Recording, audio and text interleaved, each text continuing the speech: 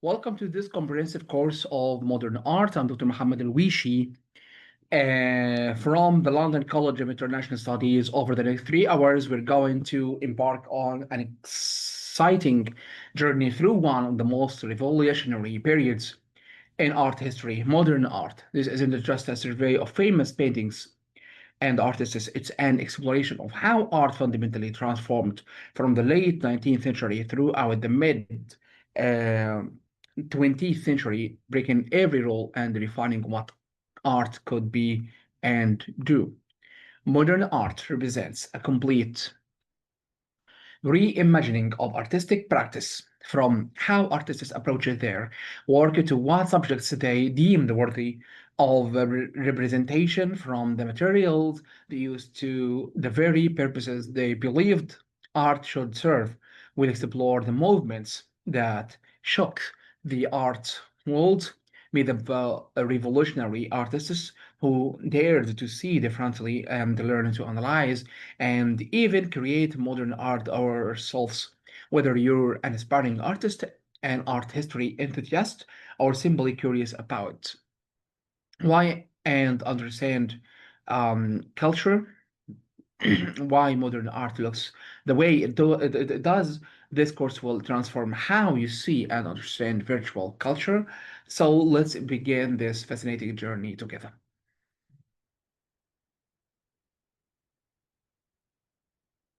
Course outline. Introduction to Modern Art. Chapter 1, The Roots of Modern Art, Realism and Impression. Post-Imperialism, Exploring Emotion and Abstraction. Cubism, Deconstructing Reality.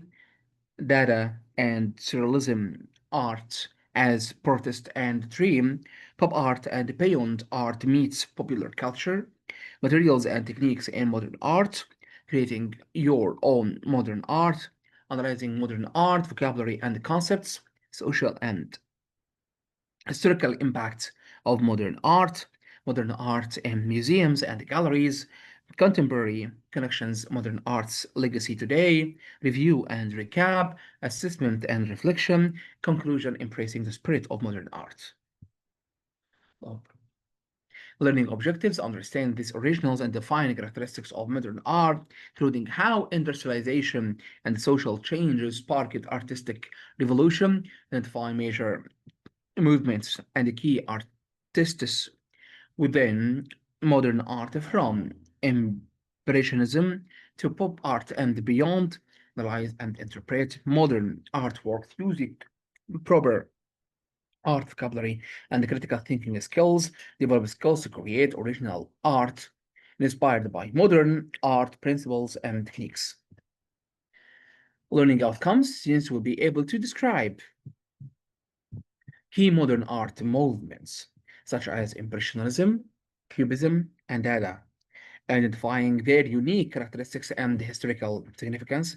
Students will critically analyze artworks by artists like Vincent van Gogh, Pablo Picasso, and Marcel um, Duchamp, using appropriate vocabulary and ethical frameworks. This will create an original piece of modern art using learned techniques and concepts, demonstrating practical application of theoretical knowledge. This will articulate the social and cultural impact of modern art in written or oral form, making connections between art and society. Introduction to Modern Arts. Main text. Now, uh, let's dive into what modern art actually is. Modern art represents one of the most dramatic shifts in artistic practice in human history. Think about that for a moment. For thousands of years, from ancient cave paintings through the Renaissance to the 19th century, Western art had certain assumptions. Art should represent reality. Artists should master realistic depiction, and there were correct ways to compass and compose and execute artworks based on academic traditions, then emerging in the late 19th century and flourishing through the mid 20th century. Everything changed. Modern art was not just a change in style, it was complete reimagining of what art could be and what it could do. What it could do.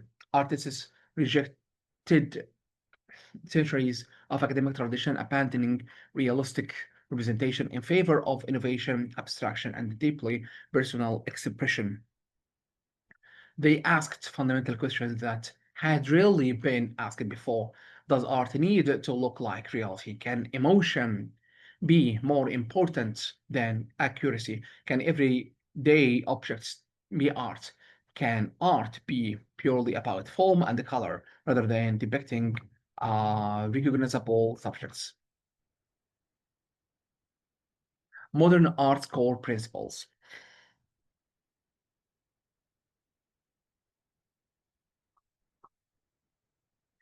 But we have to say that what sparked this revolution? The world was changing at an unprecedented pace. Industrialization transformed cities, and labor people moved from farms to factories, from rural villages to urban centers. Life accelerated. Traditional ways of living disappeared. Photography challenged painting's documentary role. If a camera could capture reality instantly, what was painting's purpose? New scientific discoveries revolutionized how people understood reality itself. Einstein's theory of relativity showed that space and time weren't absolute. Freud's psychoanalysis revealed the unconscious mind. Darwin's evolution challenged human self understanding. Artists responded to these massive shifts by breaking every rule, experimenting wildly, and seeking new forms adequate to a radically changed world. Then let's go to modern art's core principles.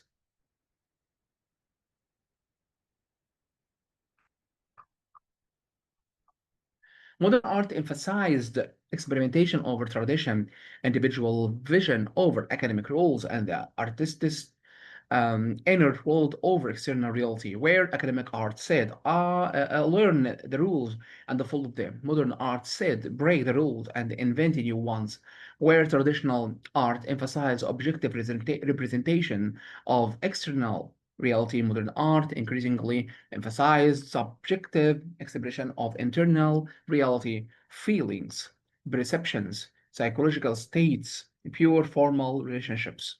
The freedom unleashed extraordinary creativity, giving birth to dozens of movements, each with its own vision of what art should be.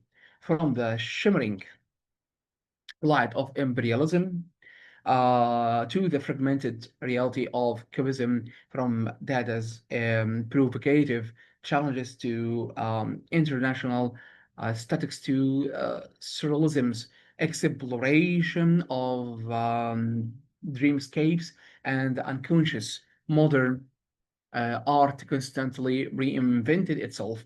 Each movement pushed boundaries in different directions, explored different possibilities, and answered the different questions. What united these diverse movements was a spirit of innovation, a rejection of tired conventions, and a belief that art must evolve to remain relevant and vital. Modern artists believed that art should respond to contemporary life, that it should challenge viewers, that it should explore new territory rather than repeating what had been done before.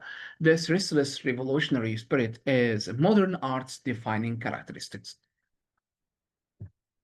Key concepts. Let me highlight the key concepts that define modern art across all its movements. First, innovation over tradition, breaking academic rules to create new forms. Modern artists weren't simply repelling for its own sake. They believed that new times required new forms of expression. Traditional techniques and subjects seemed inadequate for expressing modern experience. Second, abstraction, moving away from realistic representation. This doesn't mean all modern art is completely abstract, but there is consistent movement away from photographic realism toward various degrees of abstraction, simplification, distortion, fragmentation, or complete non-representation. Artists explored how much you could depart from visual reality while still creating meaningful art. Third, personal expression. The artist's vision takes stage rather than subordinating themselves to the external standards or trying to depict objective reality. Modern artists increasingly made their own perceptions, feelings, and visions the subject matter. Art became more personal, more subjective, more about the individual artist's unique way of seeing.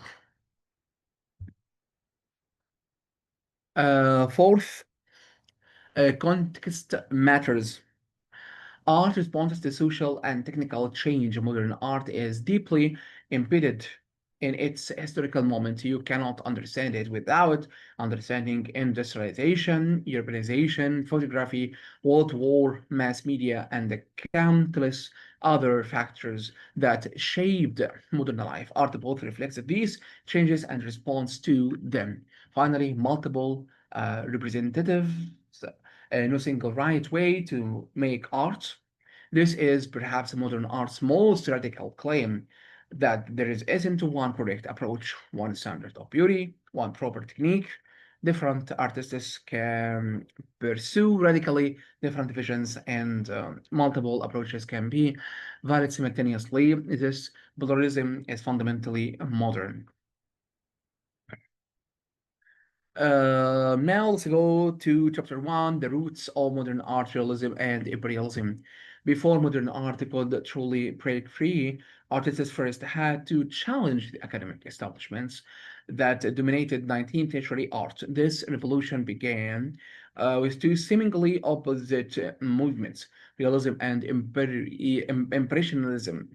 Let's understand each how they prepared the ground for modernist revolution. Realism, championed by artists like Gustav Courbet in mid 19th century France, rejected the idealized subjects favored by academic art. Academic art focused on mythological scenes, biblical narratives, are aristocratic portraits, historical event subjects considered elevated and worthy of serious art.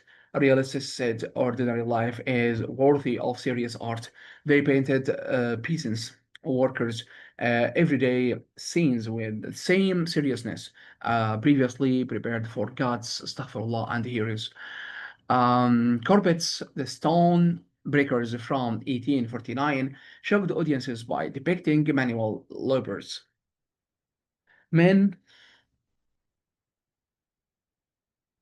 breaking stones by the roadside with the monumental scale and dignity previously reserved for heroes and saints. This was art as social commentary, insisting that working class lives deserved serious artistic attention. The art establishment was scandalized how he paints common workers as if they mattered.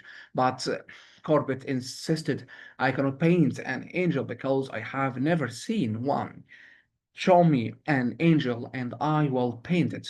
Realism demanded that art engage with contemporary reality, not escape into idealized fantasy. This was revolutionary not in technique, realist painting realistically using traditional methods, but in subject matters and attitude by democratizing what counted as worthy subjects. Realism opened the door for late movements to change what counted as proper technique and style. Um, then let's go to Impressionism emerged. If realism challenged what artists painted, impressionism revolutionized how they painted. In the 1860s, and 1870s, a group of young artists in Paris began painting in ways that seemed outrageous to traditional audiences. Artists like Claude Monet, Pierre, Auguste Renoir, Perth Morisot, and Camille Pissarro began painting outdoors in Boulogne, capturing the fleeting effects of light and atmosphere directly from nature rather than in studios. They used bright colors, visible brush strokes, and loose compositions that academic judges found unfinished and crude. Academic painting emphasizes smooth, blended brushwork where individual strokes were invisible. Impressionists made their brush strokes visible, applying paint and dabs and dashes that suggested form rather than meticulously defining it. They used the bright colors straight from the tube rather than the muted earth-toned palettes academic traditions flavored or favored. When Monet exhibited impression Sunrise in 1874, a painting of the harbor at Lou Harvey rendered in loose, sketchy brush strokes with the sun reflecting off water. A critic mockingly called the group Impressionists, suggesting their work was merely impressions, not finished paintings. The artists proudly adopted this label. They were interested in capturing the impression of a moment, the play of light on water, the shimmering or the shimmer of sunlight through leaves, the atmosphere of a particular time and place, rather than creating detailed, permanent records. Impressionism was revolutionary because it prioritized the perception over conception, how things appear to the eye in a particular moment rather than how we know them to be. An impressionist might paint shadows blue or purple rather than black because that's how they actually appear in sunlight. This emphasis on subjective, momentary perception over objective, permanent reality was profoundly modern. Now let's move to realism and impressionism. Let me clarify the distinction between these two fundamental movements. Realism emphasized truth in everyday life. Corbett and other realists insist on painting what they could see in the contemporary world, rejecting idealization for honest depiction of contemporary life. Their subjects were ordinary people, common scenes, the world as it actually was rather than as it should be, according to classical or romantic ideals. But technically, they painted in relatively traditional ways, careful observation, solid form, clear detail. Impressionism emphasized capturing the moments, the fleeting effects of light, color, and atmosphere. Impressionist painting modern subjects to Persian cafes, suburban gardens, train stations, leisure activities. But their real revolution was technical. They captured the light and atmospheric effects rather than precise detail. They painted quickly, trying to capture the uh, ephemeral quality of light at a particular moment. They used the broken color, placing unmixed colors side by side, so they blend optically in the viewer's eye rather than on the palettes. Both movements rejected academic conventions, paving the way for even more radical experiments. Realism focused on contemporary subjects, and impressionism emphasis on personal perceptions over objective representation opened the doors that could never be closed. Art was no longer bound by rules. It was becoming a space for individual visions and constant in innovation. Once artists claimed the right to paint common subjects and to prioritize their own perceptions over academic standards, the foundation was laid for modern art's explosive creativity. Then let's go to chapter 2, post-impressionism. By the 1880s, some artists felt Impressionism's focus on fleeting visual effects was too limiting. They wanted something more structure, more emotion, more meaning. Impressionism was beautiful, but was it enough to capture the full depth of human experience? These post Impressionists built on Impressionism's innovations, its bright color, visible brushwork, contemporary subjects, while pushing in radically different directions. Vincent van Gogh, Gauguin, Paul Cézanne, and George Seurat each developed distinctive styles that would influence countless artists to come. What unites them under the label post-impressionism that they moved beyond impressionism's optical effects towards something more personally expressive, more structurally solid, more emotionally or spiritually significant. They're not really a movement. They didn't work together or share a manifesto, but are rather individual artists who each found Impressionism inadequate in different ways and pushed beyond it in different directions. This is crucial to understand about modern art's development.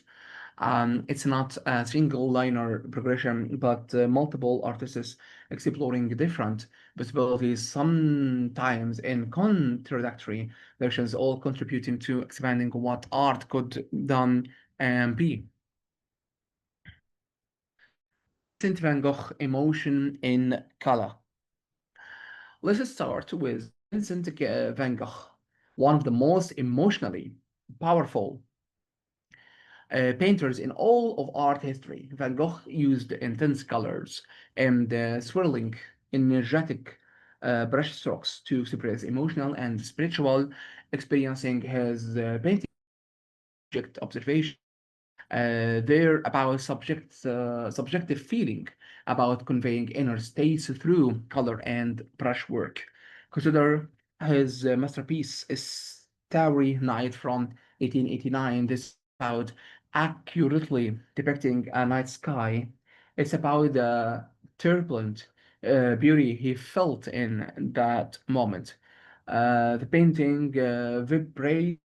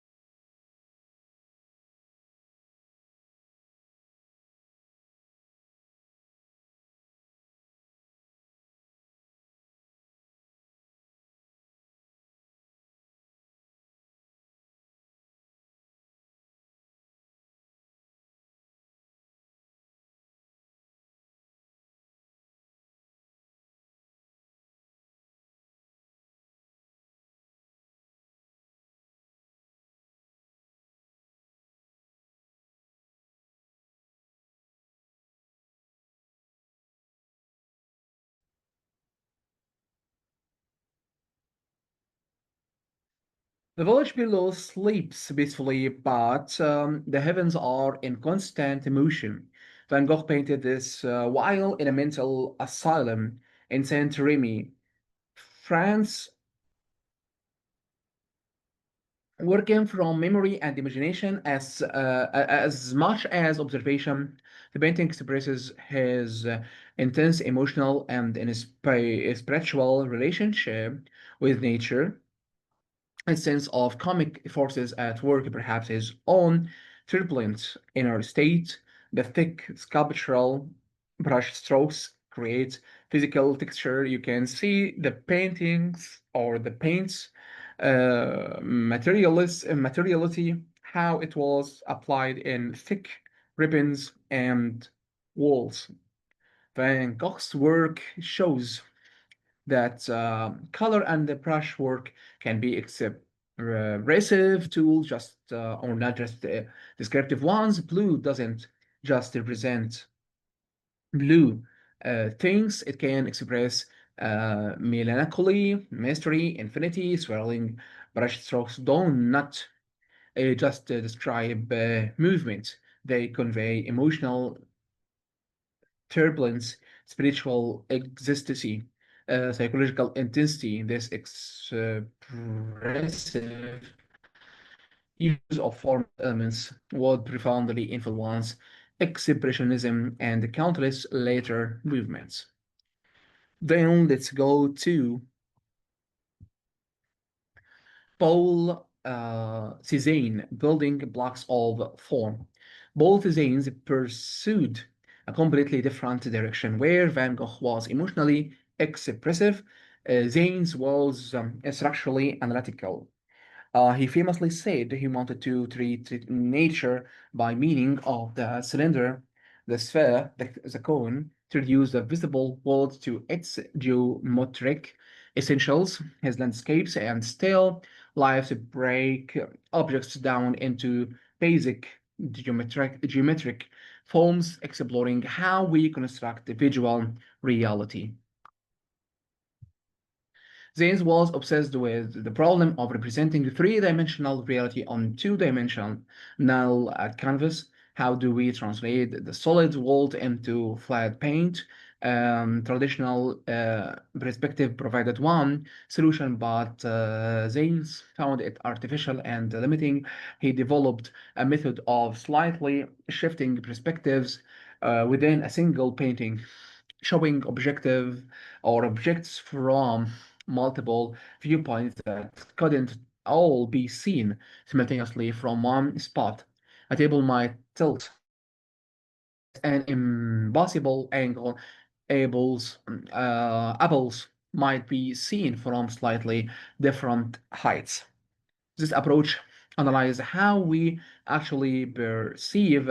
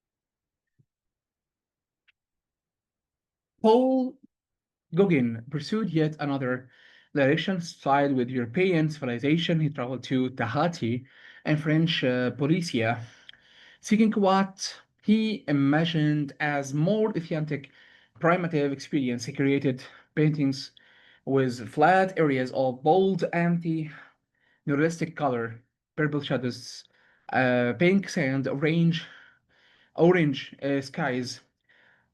His work has symbolic and spiritual overtones, rejecting Western rationalism for what he saw an more primitive and authentic expression. Gong's work raises complex questions about colonialism, cultural appropriation, and the primitive in modern art. Issues we should critically examine rather than simply celebrate. His romanticized view of Tahitian life reflected European fantasies more than Tahitian realities. But artistically, his bold color and flat and descriptive composition influenced many later artists. George C. Surratt developed yet another approach, pointillism. He applied tiny dots of pure color in pattern that optically blend when viewed from a distance, stand close to a Seward painting, and you see thousands of individual colored dots step back, and they merge into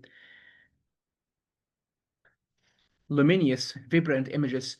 This technique, also called divisionism, brought scientific color theory and systematic method to Impressionism intuitive color experiments. Stewart paintings, like his masterpiece A Sunday Afternoon on the Land of La Grande Jet, have a timeless, monumental quality despite depicting contemporary leisure. The figures seem frozen, almost sculptural. The laborious point Stylist technique, each painting took hundreds of hours, contrasts with Impressionism, spontaneous, rapid execution. Post-Impressionism legacy is immense by prioritizing personal expression, emotional intensity, and the formal experimentation over realistic representation. These artists opened the floodgates for modern art's most radical innovations. They showed that there wasn't one way beyond Impressionism, but many, and that artists could pursue profoundly different visions while all being equally modern.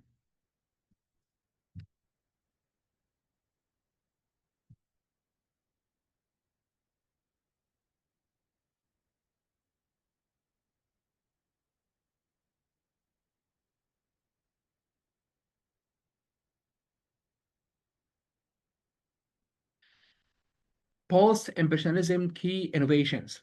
Let me synthesize post-Impressionists' key contributions. First, bold expression, color used for emotional impact rather than realistic description. Color could be symbolic, psychological, structural, not just descriptive. A red sky might express passion rather than depicting sunset. Blue might express melancholy. This frayed color from its purely representational function. Second, structural experimentation, breaking down forms into geometric essentials and exploring composition in new ways. Cézine's analytical approach to form and space, his multiple viewpoints, his investigation of how we perceive these explorations showed that departing from optical accuracy could reveal deeper truths about vision and reality. Third, personal vision, the artist's inner world and symbolic meaning take precedence over visual accuracy. Art became less about recording external reality and more about expressing internal reality, emotions, spiritual experiences, symbolic meanings, psychological states. The artist's unique way of seeing and feeling became the subject. These three innovations, expressive color, structural analysis, and personal vision, became fundamental to modern art. Nearly every subsequent movement built on these foundations, taking them in direct directions, but accepting their basic premises that art didn't need to be realistic, that formal elements could be expressive, that personal vision mattered more than academic rules. Chapter 3, Cubism, Deconstructing Reality. Now we come to perhaps the most revolutionary movement in all of modern art, Cubism. In 1907, Pablo Picasso created Le Deux Avignon, a painting so radical that even his friends were shocked. Female figures geometric forms and faces inspired by African masks seemed to exist from multiple viewpoints simultaneously. Bodies were fractured and reassembled, perspectives shifted within single figures. Traditional beauty was violently rejected. This painting marked the birth of Cubism. It was influenced by um, Cézine's geometric analysis of form by African and um, oceanic art that Picasso had seen in Paris's ethnographic museums, and by Picasso's um, audacious wings to destroy conventional beauty in pursuit of new expressive power. The painting showed viewers that still has power to unsettle today with its aggressive fragmentation and the primitivist references. Working closely with George Barak over the next several years, Picasso developed the Cubism into a fully realized artistic language and entirely new way of representing three-dimensional reality on a two-dimensional surface. What they created would influence virtually every subsequent development in modern art. Then let's go to Cubism's revolution in representation. Traditional Western painting since the Renaissance had used the linear perspective to create the illusion of three-dimensional space. This system developed in 15th century Italy, treats a painting like a window through which you view a scene. Everything is shown from a single fixed viewpoint, as if frozen at one moment. So objects diminish um, in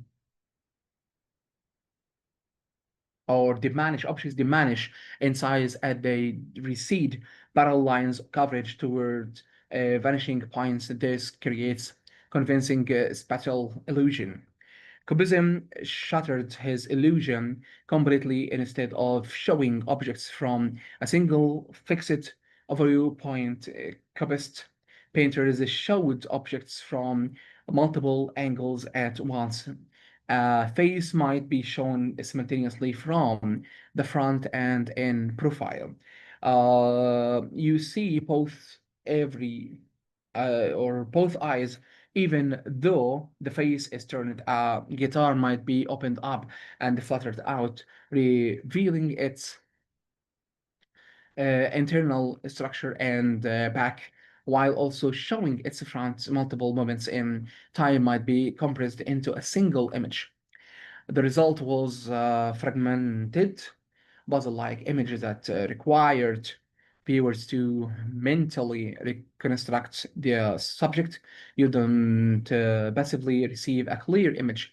You actively construct meaning from fragments. This was radical. Instead of tricking the eye into seeing illusionistic Space cubism insisted on the canvas two-dimensional reality while conveying three-dimensional information in new ways. Why did they do this? Cubistas argued that a single viewpoint was artificial and limiting. In real life. We do not understand objects from one frozen gallons. We walk around them, touch them, see them from multiple angles, remember them over time. Over knowledge of objects is accumulated from multiple perspectives.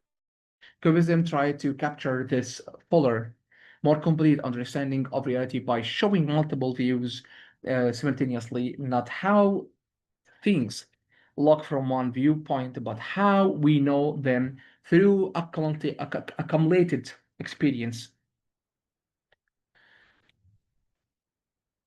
Analytical and synthetic cubism.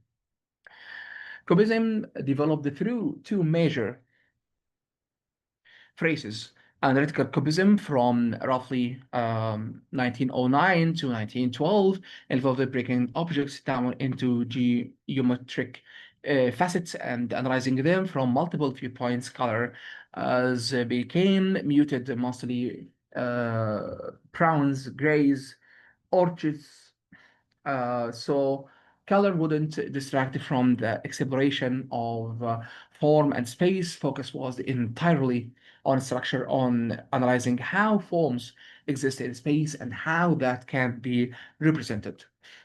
These paintings can be difficult to read, or objects are so fragmented that recognizing the or the subject requires effort. You might see the hint of a guitar, a table, a newspaper in a cafe, but everything is broken into overlapping planes and faucets. The space is so shallow and ambiguous. Forms seem to shift and slip. This phrase represents Cubism at its most radical and challenging. Synthetic Cubism from 1912 to 1914 moved into a different direction. The Cubists began using collage, glowing actual materials onto canvas. They might paste newspaper clippings, wallpaper fragments, playing cards, fabric onto painted surfaces. Brighter color returned. Objects were simplified and reconstructed using various materials and textures. This phrase was called synthetic because rather than analyzing and breaking down reality, artists were synthesizing or building up images from various elements. The use of collage was revolutionary, bringing actual fragments of reality into art, mixing high art painting with everyday materials, judging the distinctions between representation and reality. If you paste actual newspaper onto a painting of a table, is it representing a newspaper or it's a newspaper? These questions about representation, reality, and artistic materials would reverberate through modern art. I mean, modern and contemporary art. Why multiple perspectives? Let me clarify Cubism, philosophical motivation. Why show things from multiple perspectives simultaneously? This wasn't arbitrary wilderness, weirdness. It had serious conceptual justification. Cubists argued that traditional perspective, showing everything from one viewpoint, was actually more artificial and arbitrary than their fractured images. Think about how you know a cup. You do not just see it from one side, you pick it up, look inside, see how the handle attaches, feel its weight and texture. You under your understanding comes from multiple experiences over time. Similarly, when you recognize someone's face, you do not need to see them from exactly one angle. You recognize them from profile, three quarters, different lighting, various distances. Your knowledge synthesizes multiple views. Cubism attempts to paint this fuller, temporally accumulated knowledge rather than single frozen moments. They were representing how we know objects, not just how they look from one spot. This made painting more conceptual about ideas and knowledge, not just optical about momentary visual appearance. This also connected to Einstein's relativity, published in 1905, the idea that space and time weren't absolute, about relatively to the observer's position influenced artistic thinking. If physicists were showing that reality depended on the perspective and wasn't absolute. Perhaps artists should acknowledge multiple perspectives too. Cubism was deeply modern in this scene, responding to new ways of understanding reality that scene was revealing.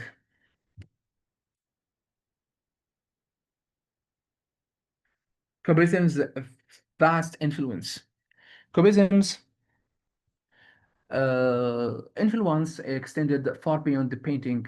Its geometric abstraction and emphasis on form over representation influences sculpture, architecture, design, and virtually every subsequent modern art movement. Cubist sculpture by artists like Alexander are Shubinko and Jakes Lipschitz created three-dimensional forms of four-on geometric planes are architects like Lee Corporator applied Cubist principles to building design. Abstract art of all kinds always adapt to Cubism by proving that art doesn't need to imitate visual reality, that it could be about form, structure, and spatial relationships independent of recognizable subjects.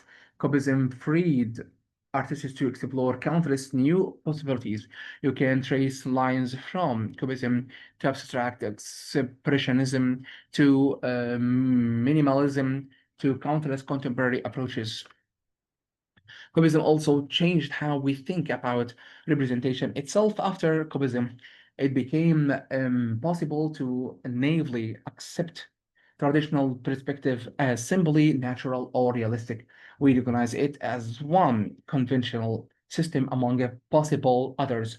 Cubism made us unconscious of representation as always involving choices, conventions, and limitations. This critical awareness of how representation works became fundamental to modern and contemporary art. Thank you so much for watching me teaching you the first session of modern art. Until next time, that's all for now.